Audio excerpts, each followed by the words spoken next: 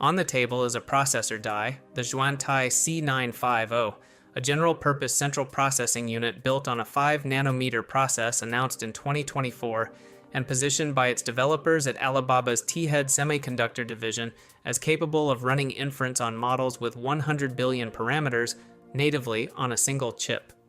The surface of this object looks like a competitive server processor specification, a leading-edge process node, a general-purpose compute profile, a data center class package. The deepest layer looks like something else, a deliberate architectural decision made before the first transistor was placed, one that removes an entire category of foreign leverage from the design permanently, and that decision is legible in the silicon if you know which layer to cut to. We open the package first, then reach the decoder where the instruction set becomes physical, then cut to the license layer where the structural property of that instruction set becomes clear, then descend to the dependency graph where the precision of the choice is visible, and we finish at the layer where the constraint this chip was built around is readable in the design itself. The package is the first thing on the table, and it is already telling you something before you open it. The C950 is packaged for rack deployment in a data center, not for a consumer device and not for an embedded controller. Its pin configuration and form factor are consistent with the memory and interconnect standards used in server infrastructure. The 5-nanometer fabrication node the company claims places this processor in the same process generation as high-performance server chips from the major established foundries. This is the company's own specification, and no independent foundry confirmation of the exact node has been publicly reported, a point we will return to. What the package establishes before you reach any of the logic is the deployment context the designers chose as their proving ground. A 5-nanometer server processor is not a research demonstrator. Its designers selected the most demanding and most software-mature deployment environment, a data center, as the arena in which to prove an architecture that carries genuine ecosystem risk. That decision is made in metal and substrate, visible before you cut further. Beneath the package is the processor die itself, the piece of silicon on which all the logic lives. The C950 is a general-purpose central processing unit, which means its primary function is to execute the sequential and parallel instruction streams that operating systems, databases, compilers, and inference runtimes depend on. This distinguishes it structurally from an artificial intelligence accelerator, which is optimized for a narrower class of matrix and tensor operations. The C950 is the compute substrate that everything else runs on top of, and that is a harder space to compete in than the accelerator market. Every ARM server chip benefits from decades of kernel code, compiler optimizations, and runtime tuning written against that architecture. Every x86 server benefits from an even longer accumulation of the same. Choosing to compete at the general purpose layer rather than in the accelerator space where the software slate is newer and shorter tells you the designers were not looking for an underserved gap in the market. They were building toward architectural independence at the layer where independence is hardest and most expensive to establish. Every central processing unit contains an instruction decoder, the circuitry that reads the binary encoding of a software instruction and translates it into the internal operations the processor's execution units will carry out. The C950's decoder is built around RISC-V, an open instruction set architecture first developed at the University of California, Berkeley, and now governed by RISC-V International, a nonprofit consortium with members across multiple countries. The RISC-V specification is published openly and licensed under terms that permit any party to implement it without paying royalties to any other party. The decoder is where the instruction set choice becomes physical.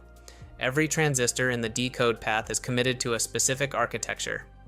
Once that commitment is cast in silicon, the chip's software compatibility is fixed.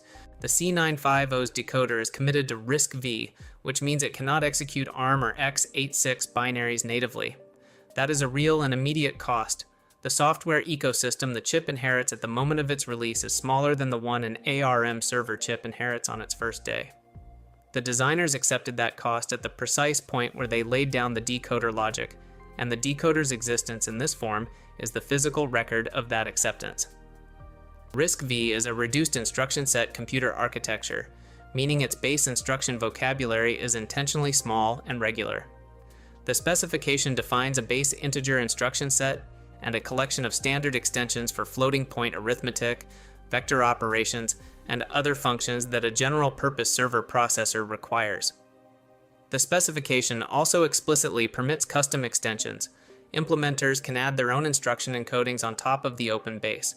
The C950 includes custom extensions beyond the standard RISC-V profile, according to the company's own technical disclosures.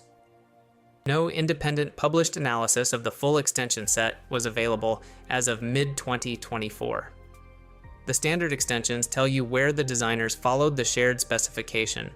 Floating point and vector support are standard because that is where ecosystem compatibility matters most immediately, where the compiler toolchains and libraries expect to find a common target.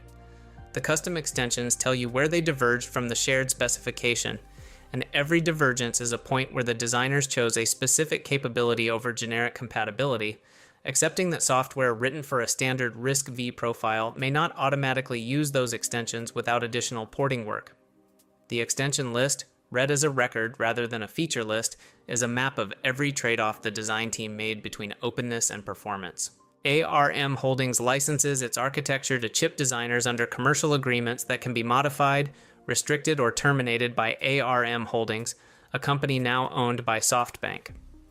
The x86 instruction set is controlled primarily by Intel, with a cross-license of specific historical origin held by one other major manufacturer.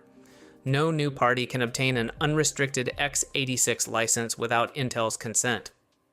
RISC-V, International's governing documents, and the Open Specification License are structured so that no single member, no government, no corporation, no state-affiliated entity can revoke another member's right to implement the specification. This is a legal and governance fact about the consortium's structure, established by its founding documents and the terms of the specification license, not a performance claim and not a projection. It is the structural property that has no direct equivalent in the ARM or x86 licensing regimes.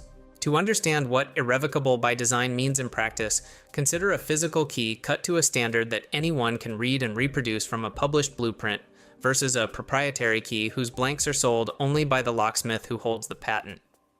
If the locksmith decides you are no longer a customer, every lock you own becomes a liability overnight. The C950's designers chose the open blueprint. They accepted the locksmith's ongoing support, and optimization work would not be available to them in exchange for never needing the locksmith's permission again. That trade is the central fact of this chip's architecture, and it is not stated anywhere on the specification sheet. The specification sheet lists extensions as features, not as the cost of decoupling. This license layer exists because of what happened above it in the policy stack. Beginning roughly in 2019, United States export control measures began limiting the access of specific Chinese entities to ARM architecture licenses and to the design tools and manufacturing processes associated with leading x86 implementations. The response visible in the C950 is not an attempt to clone ARM or x86 without authorization. That approach would carry distinct legal exposure and would replicate exactly the dependency being avoided. It is a migration to a specification that sits outside the licensing structure entirely, governed by a body whose rules prevent any single member from weaponizing the specification as a policy instrument. The restriction that was intended to contain Chinese processor development created the precise incentive structure that made RISC-V the correct architectural response. The constraint is traceable through the timeline. The ARM licensing terms that could be restricted are exactly the terms that RISC-V's governance documents are designed to make structurally inapplicable. The company has claimed in its own promotional and technical materials that the C950 is capable of natively running inference on models with 100 billion parameters, placing it in the capability range required for large language model deployment at the scale of the largest commercially operated models at the time of the chip's announcement. No independent benchmark organization has published a confirmed replication of this figure. The claim matters not because it is verified, but because of what it asserts: that a general-purpose RISC-V processor, without a dedicated artificial intelligence accelerator die alongside it, can handle the memory bandwidth and arithmetic throughput that frontier model inference requires. 100 billion parameter inference is a specific threshold because it is roughly where the largest commercially deployed language models operated when the C950 was announced. A company claiming native capability at that threshold on a general-purpose central processing unit is not positioning RISC-V as a fallback for workloads that do not need the highest performance. It is claiming that the open specification is sufficient for the hardest category of workload currently in production deployment. The analysis reads this as an argument about architectural adequacy, not a product feature. If the claim holds under independent testing, it changes the terms of the debate about RISC-V from an open alternative for simpler tasks to an open alternative that meets the bar where ARM and x86 currently dominate. That is a different argument, and its presence in the company's positioning is the reason the inference claim is structural rather than incidental. The RISC-V software ecosystem, as of 2024, is growing and real but substantially smaller than the ARM or x86 ecosystems for server workloads. The Linux kernel has supported RISC-V for several years. The major open-source compiler toolchains, the widely used collection from the GNU project, and the modular compiler infrastructure from the LLVM project, both support RISC-V targets. Several operating systems run on RISC-V hardware. The optimized software libraries that determine a processor's competitive performance in production, however, inference runtimes, high-performance linear algebra implementations, hypervisor-level optimizations, the runtime libraries that accelerate specific workloads, are at an earlier state of maturity on RISC-V than on ARM server platforms or x86. This is accessible from public software repository activity and from vendor support documentation, not a contested claim. Every software library that has not yet been tuned for RISC-V is performance left unrealized until someone does the porting and optimization work. The C950's designers knew this when they committed to the decoder. The inference capability claim implicitly asserts that the chip and its associated software stack have closed enough of this gap for this specific workload class to be deployable at the scale the company is targeting. Whether that is true in practice is one of the things the dissection cannot settle. A modern central processing unit's dependency graph includes several distinct nodes: the instruction set architecture and its license, the electronic design automation tools used to design the chip, the process design kit provided by the foundry itself and its manufacturing process, the memory and interconnect standards the chip interfaces with, and the software toolchain that compiles and optimizes code to run on it. The C950's RISC-V foundation addresses exactly one of these nodes, the instruction set at license. The design automation tools used to lay out the chip, the foundry process on which it is manufactured, and the memory standards it interfaces with remain dependencies that are subject to their own supply chain and policy constraints. The specific status of the C950's non-instruction set dependencies is not fully disclosed in available public reporting. This layer exists in the dissection because the precision of the instruction set choice is easily overstated. RISC-V removes the single node in the dependency graph that carries the sharpest and most immediate revocation risk, a license held by a single foreign company that has already demonstrated willingness to restrict access for specific customers under policy pressure. It does not remove the manufacturing dependency, the design tool dependency, or the memory interface dependency. Those remain points of potential leverage. The design is not an attempt to eliminate all foreign leverage from the dependency graph. It is an attempt to eliminate the leverage that can be exercised fastest by the fewest decision makers on the shortest timeline with the least lead time available for a response. That precision is what the outer layers of this chip do not show. When ARM Holdings restricted or declined to renew certain architecture licenses with entities placed on the United States Entity List beginning around 2019, the affected companies faced a specific and acute problem. Their planned chip designs could not legally be built on the instruction set. Their existing software, their tools, and their engineering teams were already optimized for. The path visible in the C950 is not a workaround around that restriction and is not a copy of the restricted architecture under a different name.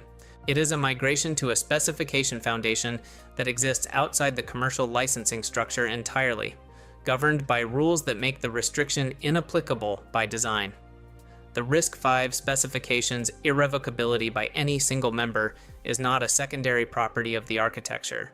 It is the specific structural feature that makes it the architecturally correct answer to the specific threat posed by a revocable, commercial instruction set license. The C950 is the physical instantiation of that reasoning, cast in silicon on a 5 nanometer process and packaged for rack deployment. Every custom extension in the instruction set, every software porting effort the ecosystem is undertaking, every performance gap that still exists relative to mature ARM server implementations. These are the costs of that choice, and they are costs the designers paid deliberately with full knowledge of what they were purchasing with them. The dissection cannot settle 3 things, and naming them is part of the reading. The inference capability claim that the C950 can natively run 100 billion parameter models at competitive latency and throughput is the company's own assertion, and no independent benchmark organization has published a confirmed replication. The teardown suggests the architecture was built with this workload class as a design target. It cannot confirm whether the chip achieves it at the performance levels production deployment requires. The 5 nanometer process node is the company's stated specification, and the foundry that produced this die and the specific process design kit used have not been independently confirmed in public reporting. Process node naming conventions are not standardized across manufacturers. What 5 nanometers denotes at one foundry is not identical to what it denotes at another, and if the die was produced at a foundry operating under its own export control constraints, the node claim may reflect a process whose physical characteristics differ from the benchmark implied by the number. The software ecosystem gap is real, and its closure timeline is not established. The C950's performance on general server workloads outside the specific inference use case the company has highlighted depends on optimized software that does not yet exist for RISC-V at the maturity level. It exists for ARM server targets in several categories. What the dissection can settle is the structural argument. The instruction set choice is real, its governance properties are real, and the dependency it removes is the dependency with the shortest revocation timeline and the fewest decision makers standing between a policy decision and an architectural crisis. The C950 is not a story about processor performance benchmarks, and it is not a story about RISC-V as an engineering curiosity. It is a story about what a chip looks like when its designers have mapped their dependency graph, identified the node with the highest revocation risk and the shortest warning time, and built around that node deliberately and at real cost. The instruction set layer is not the fastest layer to build on, not the most mature, and not the cheapest. It is the layer that stays open regardless of what any single government or company decides on any given day. Every piece of friction visible in this chip, the software porting effort still underway, the ecosystem immaturity in categories that matter for production deployment, the custom extensions that trade generic compatibility for specific capability, is the price of that one structural property. The designers paid it with full knowledge of what they were buying.